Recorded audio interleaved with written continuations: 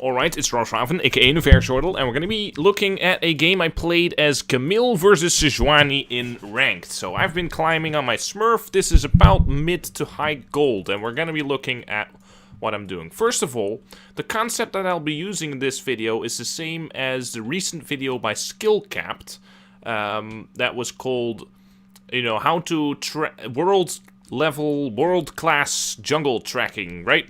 And there they showed Rush and how Rush on Gragas was completely jungle tracking his opponent like all game long and won the game as a consequence. Now this game ends up as a loss because I'm bad, but the jungle tracking component of this game is what I was purely focused on. And that is actually a very big tip I want to give to everyone. Practice with a purpose. Set yourself one or two game aspects that you're completely invested in, and the rest you're allowed to autopilot for those games.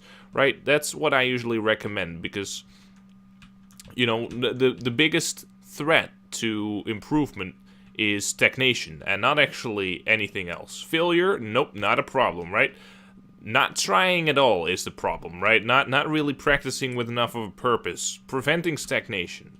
Anyway, so here you see that I take a very particular route, right? So I start red buff, I cross over this because I presume there's no ward, and even if there is, she would have to pull off her camp anyway. So, you might say, well, but there's pixel brush wards in my games. I understand this is not an extremely high elo tactic. It does happen in Challenger sometimes, actually, so, but then you'll have to try and dodge wards. The reason I went for this tactic is also because not a lot of players will be prepared to pull off a camp. Because that's what you could do, right? If someone's hovering over this, you could go to your red buff and secure that first.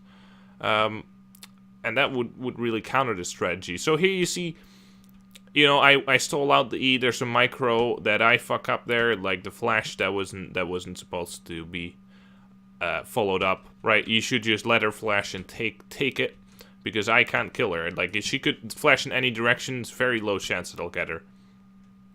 Especially if she just went to the leftmost direction, I could just kind of reach her. Right, so why wouldn't she? Anyway, so, I now know that Sejuani has based, probably, or at least very, very likely, right? Because I didn't kill her, but she would drop really, really low. So what else would she be doing? So I expected her to be in Raptors, that's what the ping that you see here. So now I go and invade, and I expect her to be just starting out on a red or Crux, right?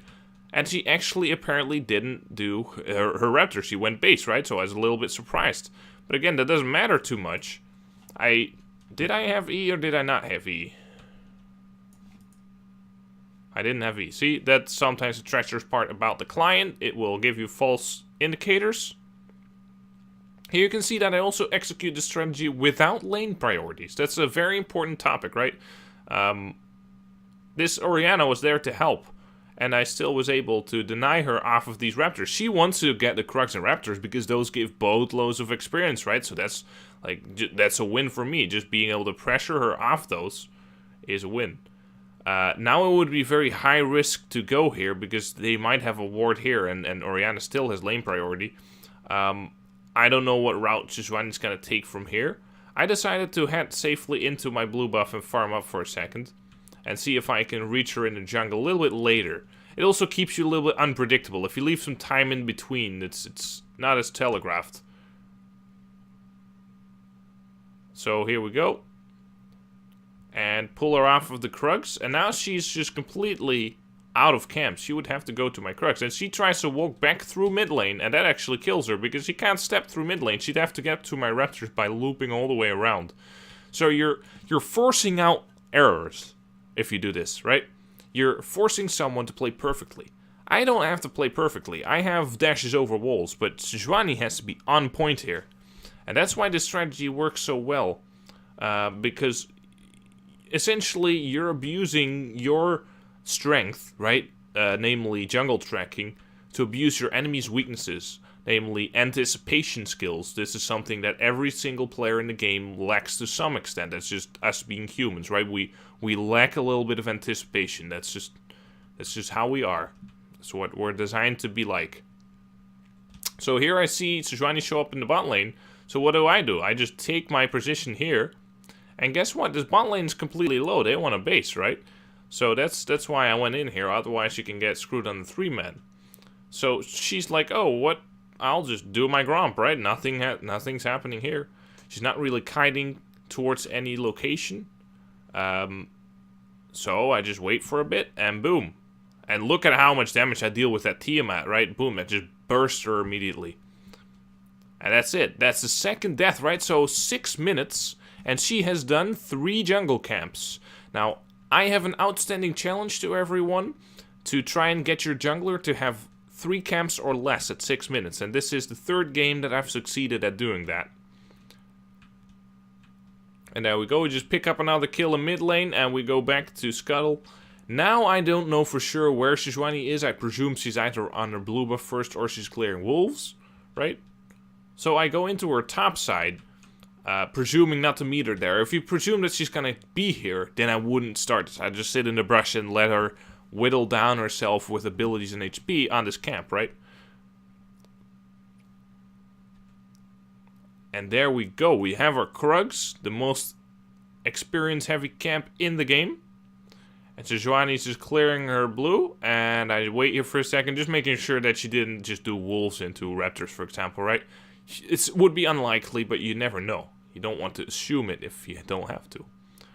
So I just clear this in this brush just to make sure.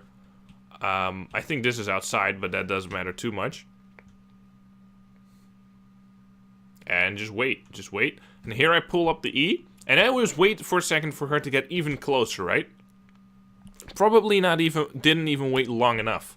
And here, make sure that you watch what I do here. Boom, did you see that? I ult here, because she has flash, and I know she has flash. So I actually fuck up here, because I almost gave her the flash here. That wasn't too cleanly played, but the concepts are there, right? The concept of ulting so that she can't flash away. The concept of kiting this towards the brush and then just sit there waiting for her to cross into her top side. And just clearing her top side towards this brush instead of away from her, right? You want to meet her, so you're going towards where she's going to be, right? That's how you counter jungle to the maximum.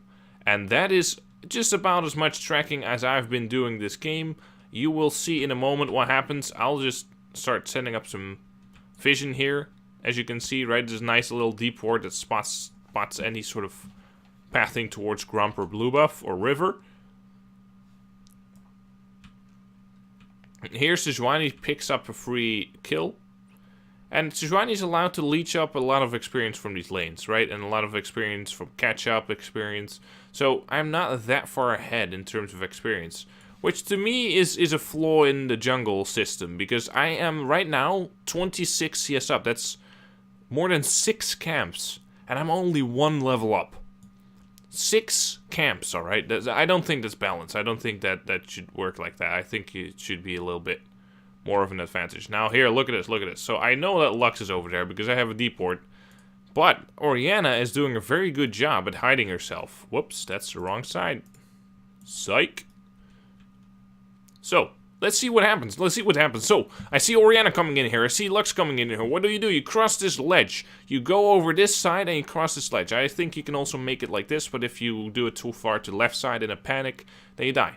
So you want to make sure you meet it like this and then just go over here. You can just go through mid lane, right? If you're really panicky, you could even do this sooner and make sure that you hit another ledge like this one over here, right? And you can also, over this thick part, I don't know if you can get over that. I know you can get over this part of the wall. I haven't experimented with this part of the wall.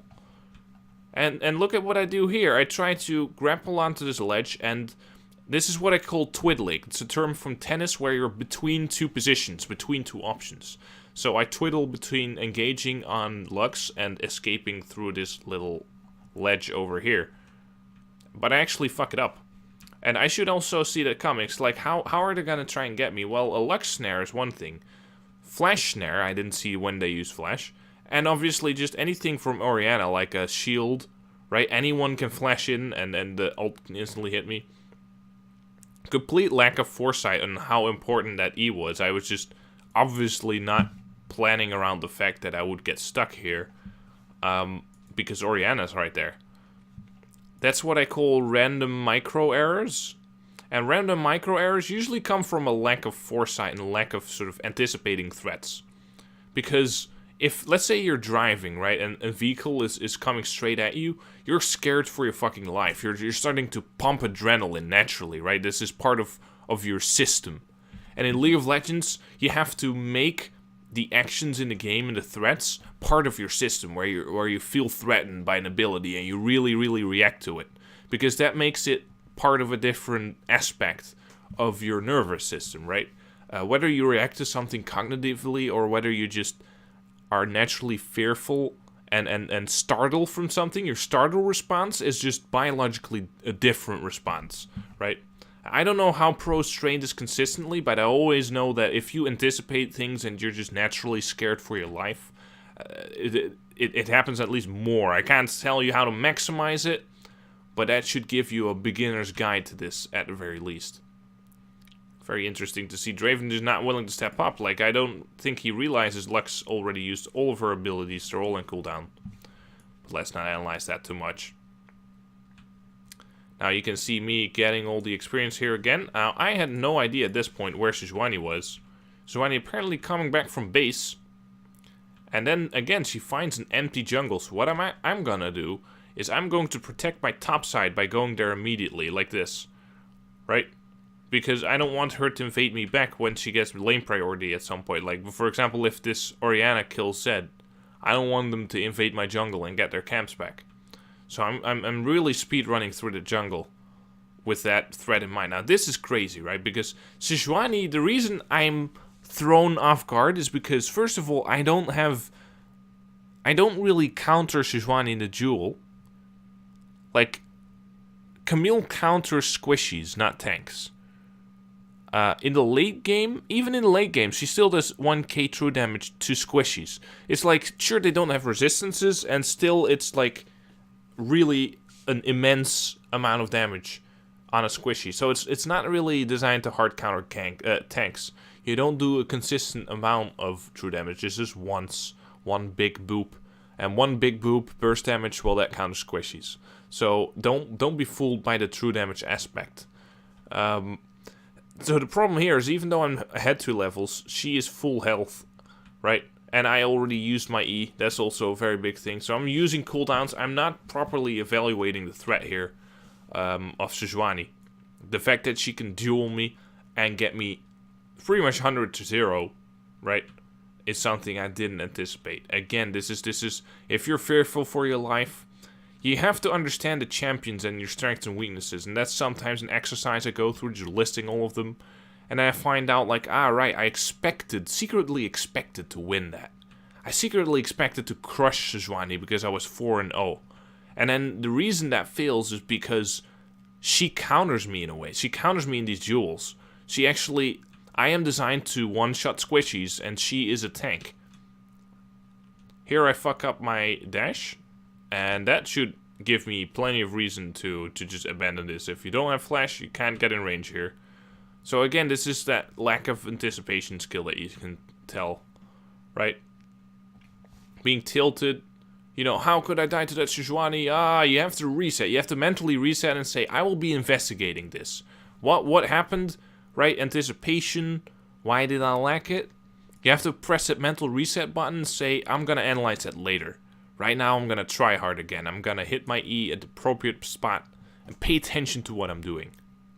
It's not just one of these things that sounds trivial, but just pay attention to what you're doing, right? Pay attention to every little detail, like last hitting, warding, looking at the minimap. This game is a game of details, of just consistently paying attention to the details.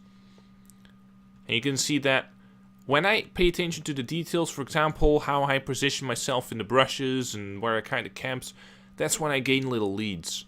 Right, paying attention to how I'm going to route towards Sejuani, not just clearing the nearest camp. Right, that's paying attention to detail. That's how I got a lead. Me not paying attention to detail is how I threw that lead. So you can see how important that is, even though it sounds so trivial. Sometimes it's hard to directly improve on that just by saying it. But it's definitely something. If I say that repeatedly, I notice, hey, I'm starting to look again. Like where do I exactly land this ability? I take it off of autopilot. The little things. And that's what these sort of challenges are designed to do. Get 3 jungle camps on your enemy jungler at 6 minutes. It's designed to make you so good at certain big aspects of the game that you can focus on the little things, instead of the other way around. And it works both ways in a way, right? If you're really good at the little things, you can spend more time at the large things. And that's how you improve, just consistently spending a lot of time and effort in whatever aspect you choose to pay attention to the most.